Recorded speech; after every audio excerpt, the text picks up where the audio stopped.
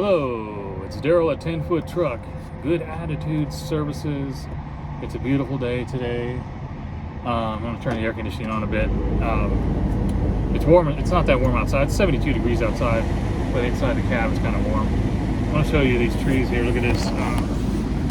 Look at that beautiful tree there. It's just, spring is officially here. And look at that, not a cloud in the sky. So, I'm enjoying this weather. I just got back from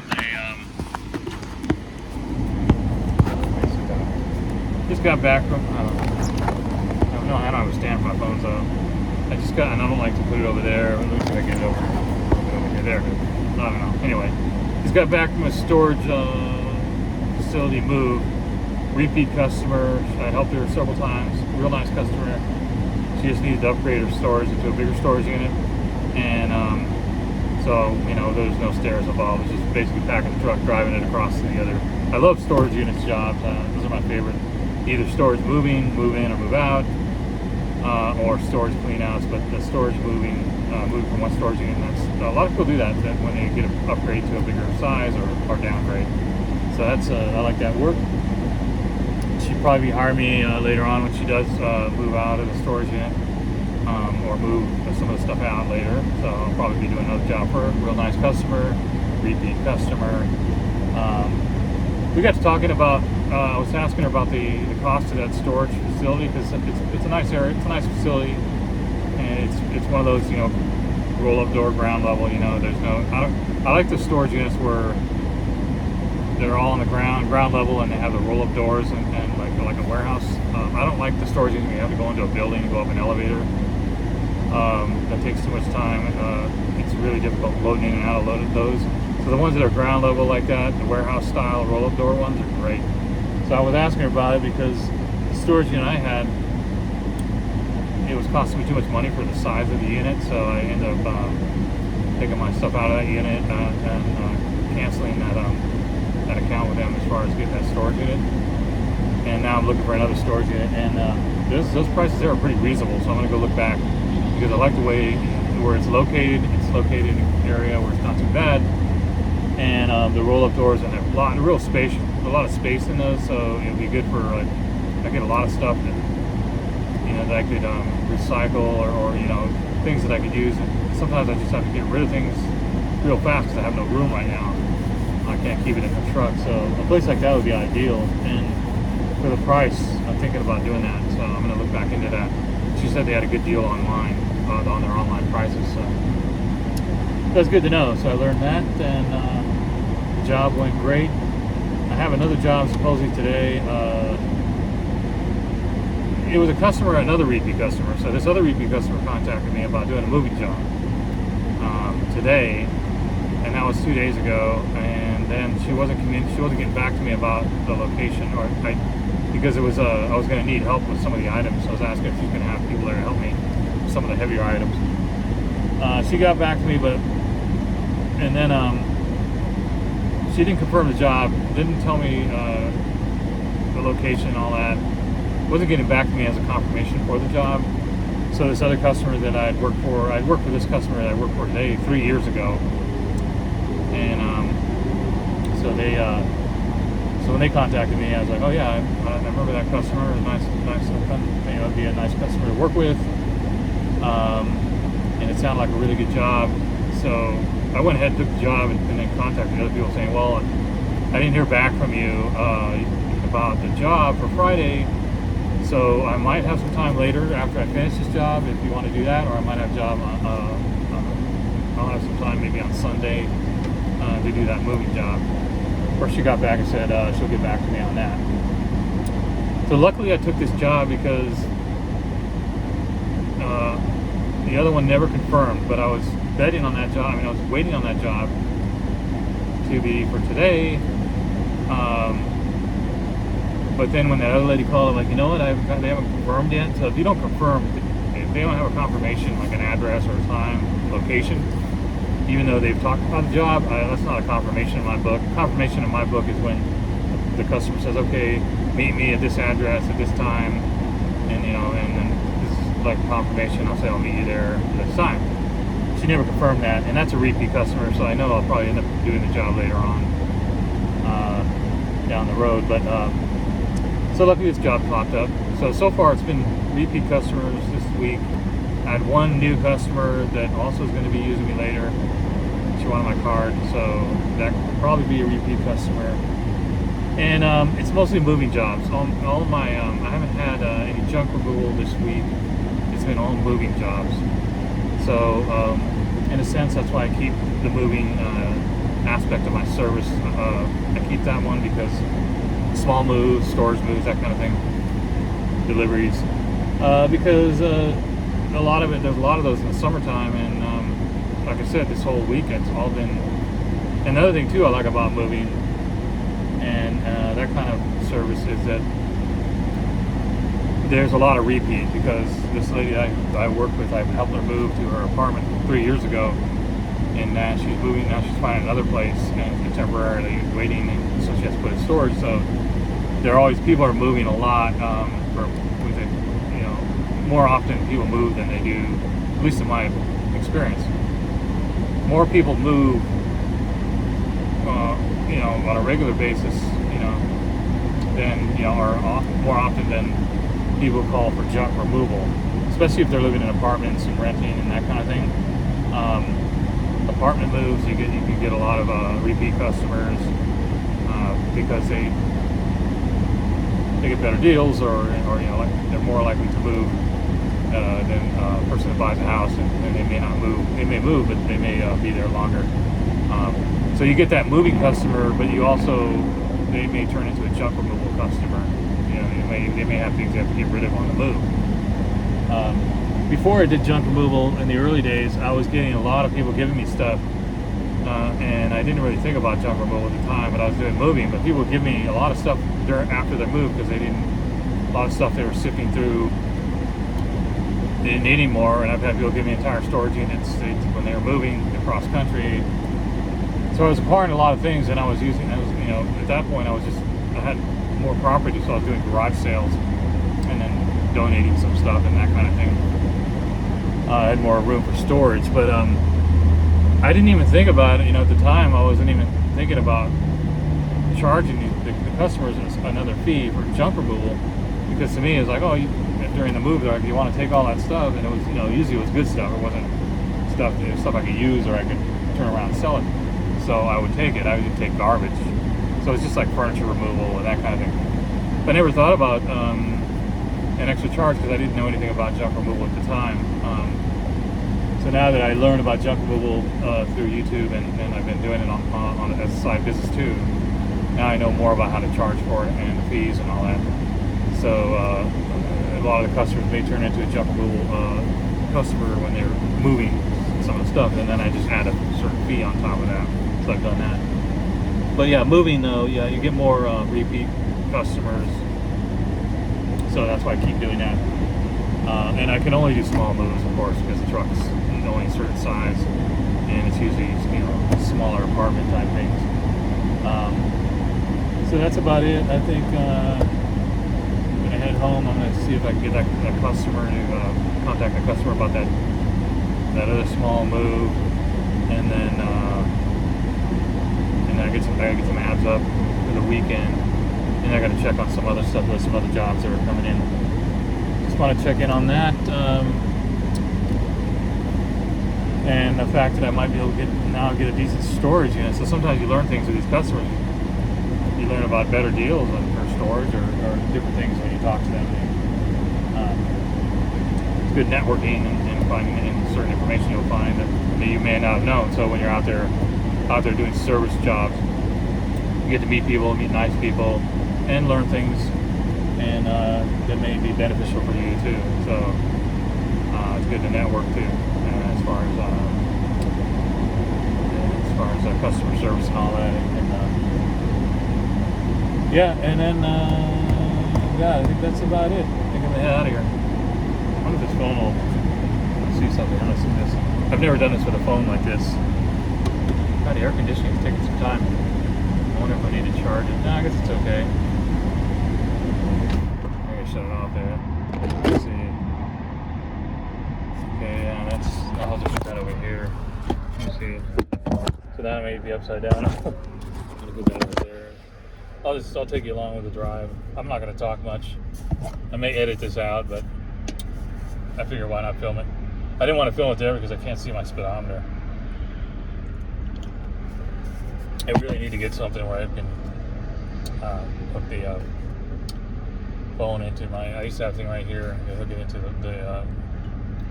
the vent, or something I can put on the dash, or something that where I hold the phone. I just haven't gotten around to doing that. And I'm gonna head out of here. It's a Friday. Is it a Friday? I believe it is a Friday. Yes. So the weekend's coming up. So it's a good time for jobs. I think it's actually gonna rain. I think it's supposed to rain this weekend. So this is a warmer. This is the warm. Around this time of year, you get like the weather's kind of interesting. I mean, I like it because it's cooler. So today's fairly warm, but you'll get rainy days, you'll get cool days, you'll get warm. It kind of changes on a weekly, but it's slowly getting warmer, and then June comes around mid-June, and then it gets really, really hot and warm, and especially in July. So this is the best time of year. Well, I wouldn't say it's the best time of year is fall. Is like the best time of year around here is late August, September, and early October. That's just beautiful weather. It's consistent. It stays like in the 60s and 70s the whole time, and sunny, no rain. Right now we're gonna get a little rain here and there, and so sometimes you get the rainstorms. But right now it's beautiful. 70 degrees, I can deal with it. And when it starts getting in the 80s, too much. 90s, forget about it. 80 degrees, I can deal with it, but anything above that, just not my kind of weather. I don't like it. I could never live in Arizona. I could never live in Texas, places like that. Too hot.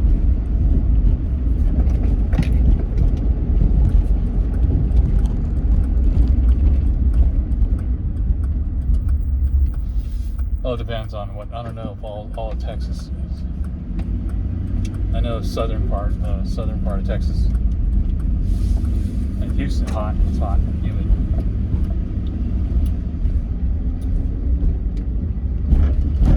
Humidity, and very hot. I did a trucking job in Houston, and my air conditioning broke in my truck, and that was really, really tough to deal with.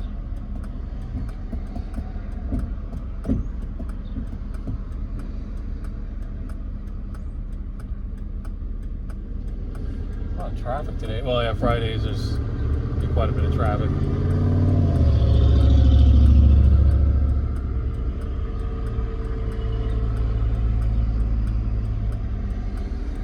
Truck's running good. Excuse me. It's running pretty smooth. I gotta check the oil.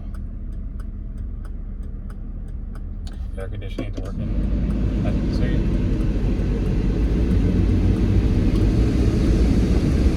This is loud, so I don't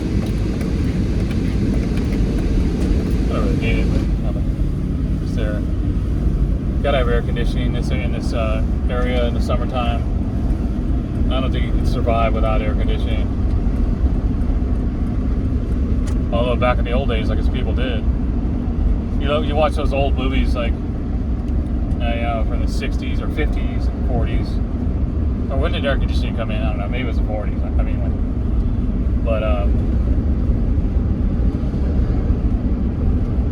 watch those old black and white movies where I think it's the 1940s or 50s or whatever, where there was no air conditioning, and in the summertime it's hot. People were just sweating the whole time. They got the little fans, and I was like, man, that must have been miserable. But they dealt with it because they didn't have wasn't any air conditioning available, and even in the cars, they had to have a swamp cooler or just roll the windows down, basically. So places like Las Vegas, they weren't as popular back then because you didn't have air conditioning. That's what I meant. I wasn't meaning Texas. It was Phoenix, Arizona, and Las Vegas. That's right.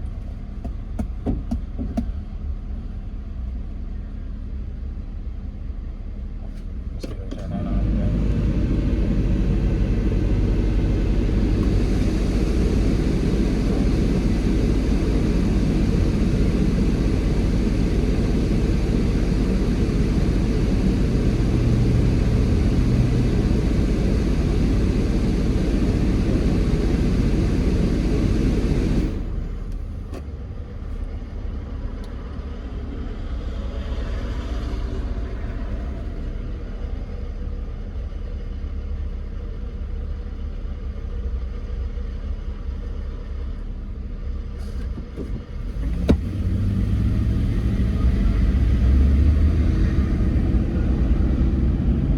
Building a new restaurant there.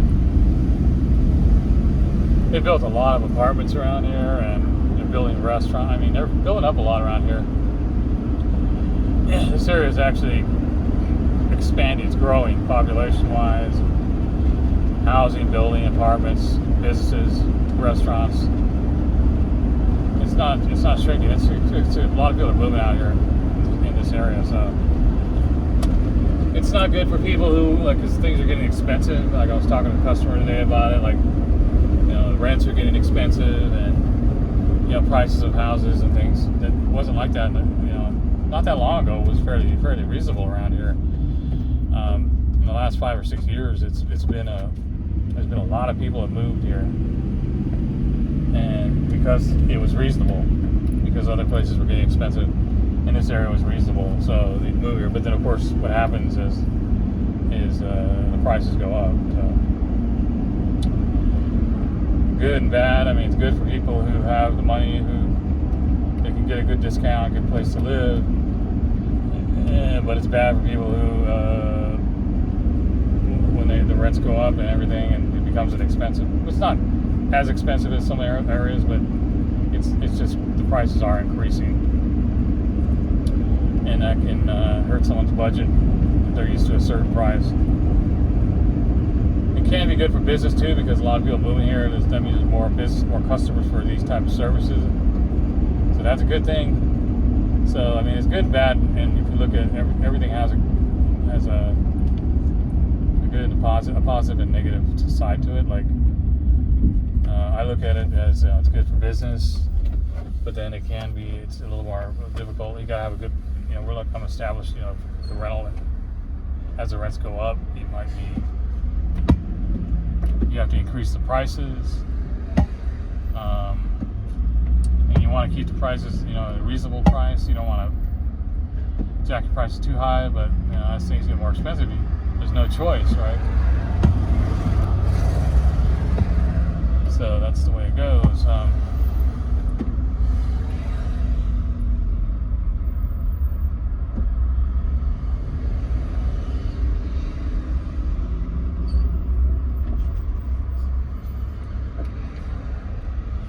Should stop and get gas, but the gas station right now, it's noon, so, and that gas station has a restaurant, a small little restaurant in it, so people go there for their lunch. All the workers, people working, they go there for their lunch and getting gas, so it's packed. It's not a good time to go in there and get gas, so I'm going to wait on that.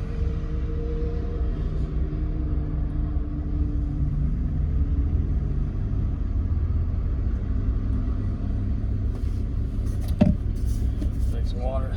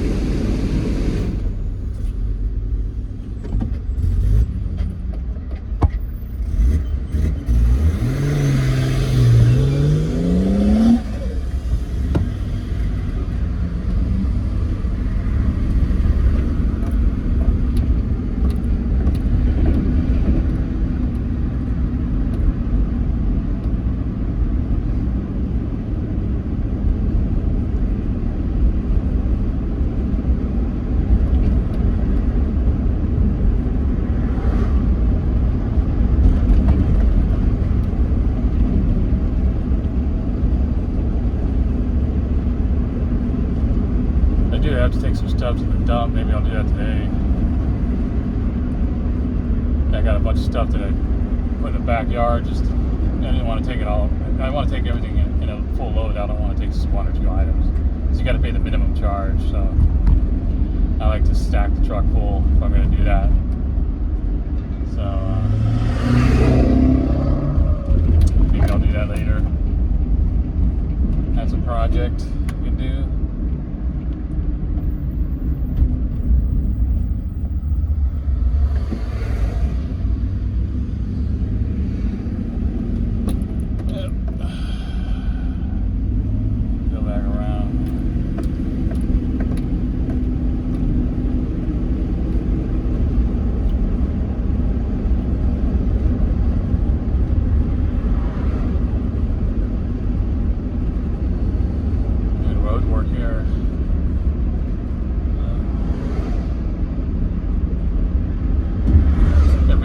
All these apartments up here on this hill, crazy amount of apartments, and they have to like build a special road down the mountain here on the side, and they're doing really extensive,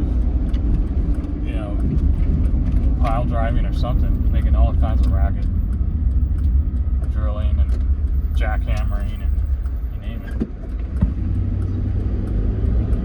it, because they have to create a whole road down that side there for all those apartments, and then it's going to be a lot more traffic. I mean, when you haul those units, this area already has quite a bit of traffic right in here as it is. It's just going to create more of a bottleneck. Unfortunately, that's what I see. That's my prediction.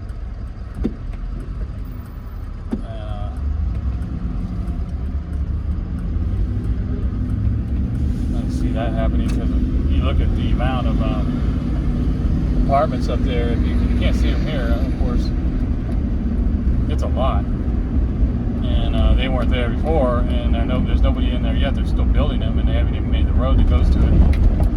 When they fill all those units up, they fill them pretty fast. Everybody in that apartment's gonna have a car, and that just adds to these roads haven't been expanded enough to handle that, so it'll just bottleneck the whole area. And so that's probably probably maxed out for apartments at this point right here. I mean, I don't think they can expand the road anymore. That's the way it's set up here. You got railroad tracks, you got industrial space. You can't really expand the road.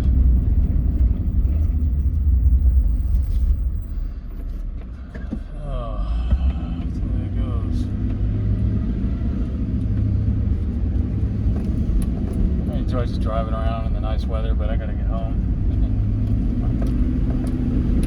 Can't be wasting gas.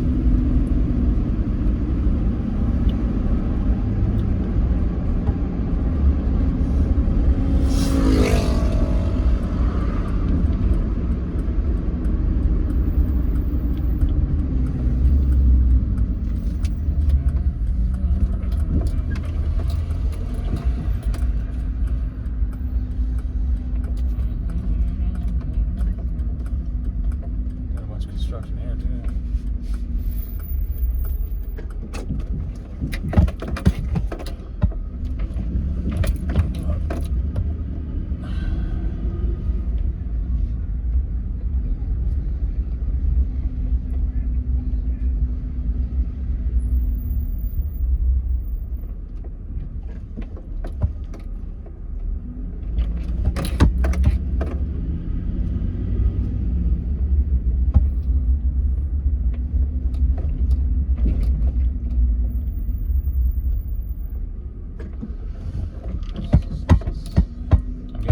Fix on set an appointment to get the timing belt replaced on Tuesday, and then I'll be driving the car more often.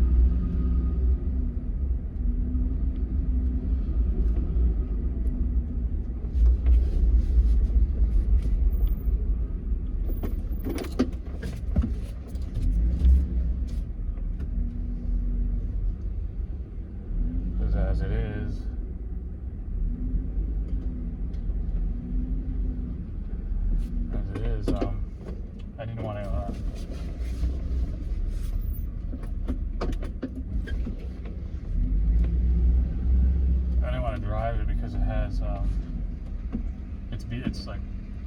past the point where you're supposed to change the timing belt, and it's a Subaru, so they have what called interference motors.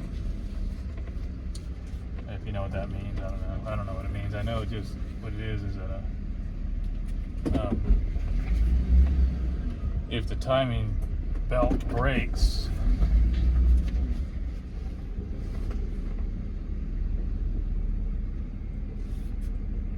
then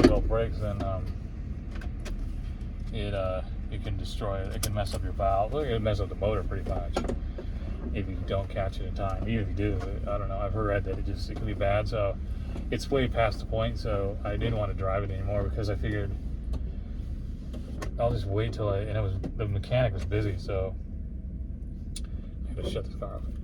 So the mechanic was busy, so he wasn't able to get it in the shop still. And I trust him. He's a good mechanic. So he wasn't able to get in until next week. So I just haven't driven it in a while. So because I don't want to end up with having to replace the motor or whatever. It'd be much worse than just sitting around not driving it for a month and just waiting to get it done. He's a really good, reasonable price. So I'm excited about getting it done. I better get off this because I got to take pictures of my mileage. I do my mileage. So it was nice talking to you guys. This is Daryl at Good Attitude Trucks.